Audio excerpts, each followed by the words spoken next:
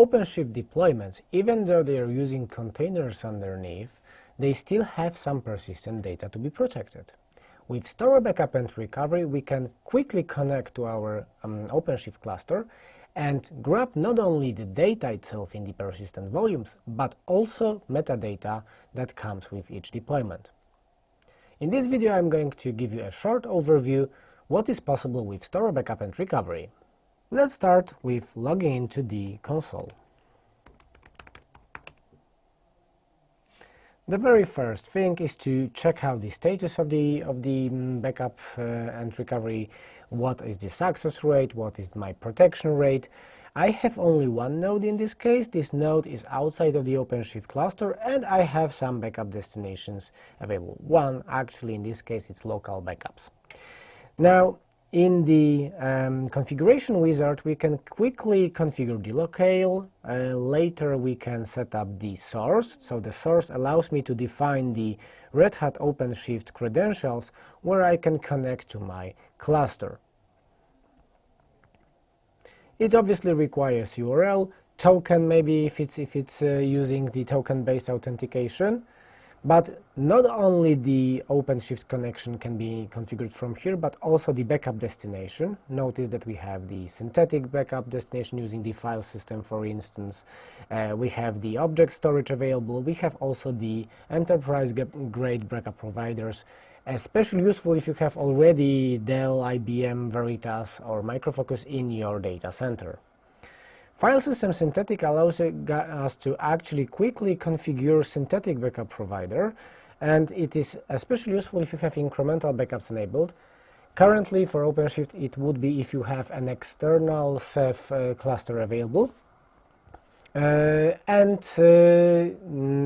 allows us to have the instant recovery without the need to merge such data blocks, data chains during the recovery.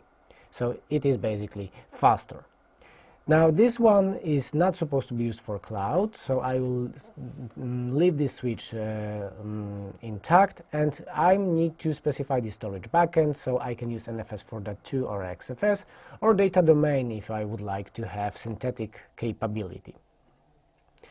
I already have such backup destination, so I can quickly skip with this section, and I can also configure basic backup SLA. So this allows me to have a backup SLA already defined just after reinstallation, and we really encourage you to define the internal database periodic backups so that it protects your metadata of the Storware Backup and Recovery solution along with all of the backup history.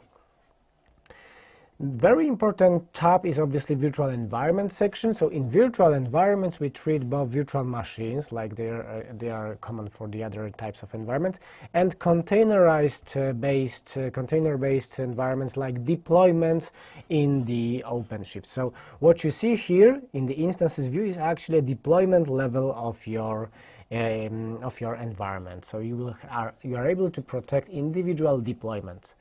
And in the infrastructure tab, you can define connection to your OpenShift cluster. So here, when you create a new hypervisor manager, in the list you can select Red Hat OpenShift, and you see the same set of the fields that you have in the wizard.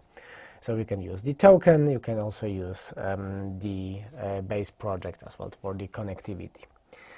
Now, in the infrastructure tab, you can invoke the inventory synchronization manually. It is also done automatically, so you don't have to manually refresh what's your status in the cluster. And it collects all of the kinds of metadata about the deployments, about the available storage classes, networks, projects, etc. Because we support quotas per project, you can also define quotas per specific project so that you will not be able to invoke more backups or restores of the instances than hard limit, let's say, within the specific time period, so within, let's say, 24 hours. My inventory synchronization process has completed, so now in the instances view I have a current view of what is in my OpenShift cluster. So notice that I have some deployments available in here, and here is the deployments console of my OpenShift cluster. In the all projects, I also see multiple deployments available, and now I can invoke the backup and restore in this case.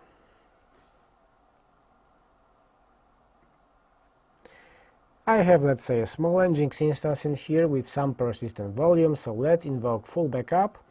For regular file-based persistent volumes, it is full backup only capability. We also support the row-based volumes. If it's possible, CSI driver is going to create snapshots, so it is going to be a crash consistent snapshots in this case, both in file-based and in the block-based modes. Optionally, if it's a Ceph underneath, it's not a separate storage class, it requires usually a persistent volume level configuration. You would also have the capability of exporting change blocks directly from the Ceph monitors. So it also gives you the incremental backup capability, but only for this specific setup. The metadata itself is being exported using the new OADP API, so it's compatible and it is easy to be moved across different clusters. So you should not be, it shouldn't be a problem to restore cross clusters or to the different projects. And notice that I have just invoked the backup workflow, so it is the export, and I have additional store task already in the queue. So exports data to the node. This node is a data mover. It doesn't have to be installed on the OpenShift cluster. It actually talks via the APIs, and the overall process doesn't require you to change your deployments. You will have a dynamically created pod that is going to read the data from the cluster without the need to add sidecar pod in all of these deployments. Store phase, then later obviously on the node, it's responsible for transferring data to the backup destination. Optionally, if the staging space is installed together as actually a single file system with the file system backup destination, that's an option. You will have store phase being instant because the data will just be moved from the staging space to your target location.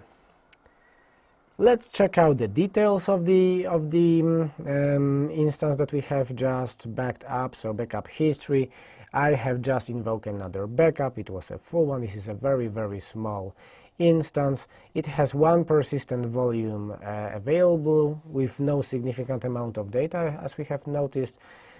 So the backup was quick. And notice that that I don't have, in this case, any snapshots being preserved.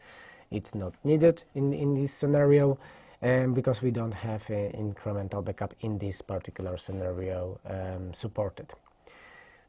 Now the restore can be back to the hypervisor manager or to the file system. So if it's a file system, then you will have the raw data, you will have metadata files, you will have option to play with the volumes or archives of your file system persistent volumes. And in the restore to the hypervisor manager, I'm able to create a new deployment with the given name on my hypervisor manager, the same actually, but I can change to the different one and switch to a different project if it's needed, and specify the storage class so that my volumes will be mapped automatically to the, let's say, gold, silver, bronze, or whatever you have. Optionally networking, and I can also override existing deployments if I need to. So the restore has been already enqueued, and it's a two-step process. It restores data back to the staging, and later, once the persistent volumes are recreated, you will have a new deployment in your console. Now the restore has completed, so I'll have a new deployment, but restoring back to the cluster is not the only way to restore data. You may be interested in file-level recovery, and file-level recovery is also possible, but only with the raw data. So the mount operation is available only to the volumes if they are raw, and nothing else. Currently file level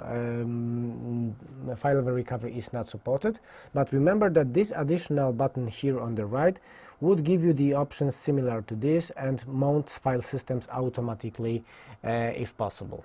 For raw data, we would also be able to expose drives over iSCSI.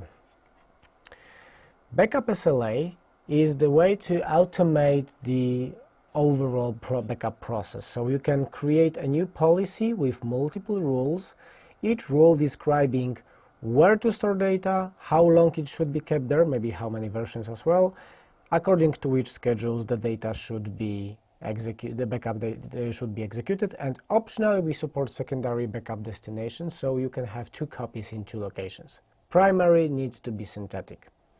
You can have multiple rules which will result in 2 separate backup flows according to the separate set of schedules, and you can automatically assign virtual environments, in this case deployments, based on the labels that you have in the OpenShift. So you can create rules for include and exclude, and optionally you can also use regular expressions based on some names of your deployments as well.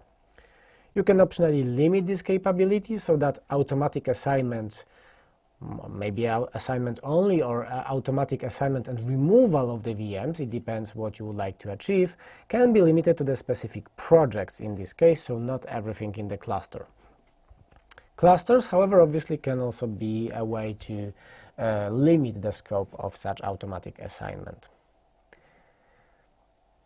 Recovery plans allow you to create rules for recovery for multiple virtual machines. So instead of recovering individual environments, you could be able to create a recovery plan, and automatically, also on demand or by schedule, this could be invoked. So my rules here would be like the OpenShift, and it needs to be per type of the environment that you have. So you have to select set of virtual environments, set of deployments, optionally give them assign here some schedules, and restore parameters is the place where you define common parameters for all of these deployments that are going to be used. Especially you may be interested that you may want to restore not last successful backup only, but you may sometimes want explicitly to fail if the backup is failed, or and to have that in your report. Nevertheless, here are the specific parameters related to where the actual deployments should be created, so in which project, in which maybe you would like to have some prefix, and on which hypervisor manager, it means actually different OpenShift cluster. Finally, remember that Backup Destinations tab allows you to define all of these places where the backups should be stored. And I have already mentioned file system synthetic, but remember also that you have the object storage, especially that you may be interested in maybe some object storage that you have close to your infrastructure, as S3 compatible maybe, or enterprise-grade backup providers. If they are not supporting the OpenShift, we also are able to extend their capabilities with for Dell, for IBM, for Veritas, or Micro Focus Data Protector as well. That concludes this video. I really encourage you to download Storware Backup and Recovery, install it, and use it with your OpenShift cluster. And thank you for watching.